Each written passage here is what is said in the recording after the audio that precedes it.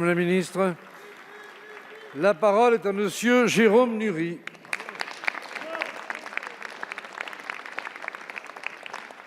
Merci Monsieur le Président. Monsieur le Premier ministre, alors que notre pays sort progressivement des mesures les plus contraignantes mises en place pour ralentir l'épidémie de Covid-19, nos EHPAD sont encore à l'heure actuelle dans des situations humaines et psychologiques tendues. Sur le plan national, l'allègement que vous avez présenté la semaine dernière est justifié par la montée en puissance de la vaccination. Or, dans nos EHPAD, près de 95% des résidents sont vaccinés, tout comme les 3/4 des personnels. Malgré ces taux de vaccination exceptionnels, il n'est toujours pas permis à ce jour de revenir à une vie plus normale dans les maisons de retraite. Vous le savez, Monsieur le Premier ministre, depuis plus d'1 an, les résidents des EHPAD sont assignés à résidence, privés de toute leur liberté fondamentale, privés de sorties à l'extérieur, privés de liens physiques avec leurs enfants, privés de rencontres avec leurs familles, privés souvent d'une mort entourée des leurs. Les familles, elles, ont été privées des derniers instants de vie avec leurs proches, des dernières étreintes avec leurs parents, des derniers adieux et rites permettant de faire le deuil.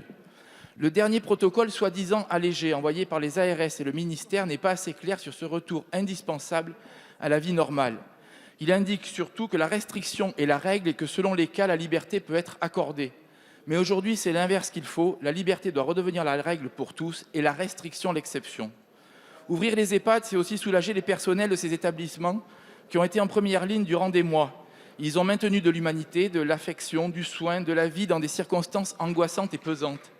Ils ont accompagné avec douceur et bienveillance les résidents en mal de contact, de rencontres. Ils ont fait face aux solitudes et aux détresses psychologiques. Ils ont géré la pression des directions, des familles, de la société. Ils ont souvent été les derniers sourires et liens de ceux qui partaient.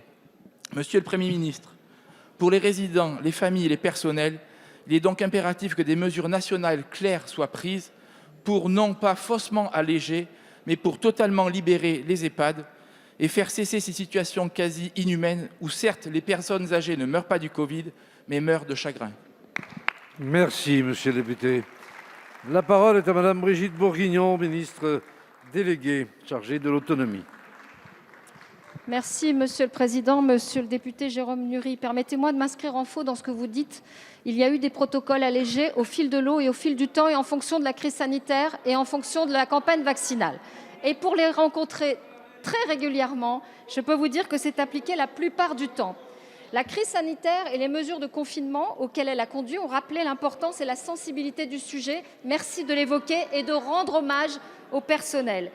Au sujet de la liberté d'aller et venir dans les EHPAD, la question du droit de visite en est l'incarnation immédiate et vous avez raison.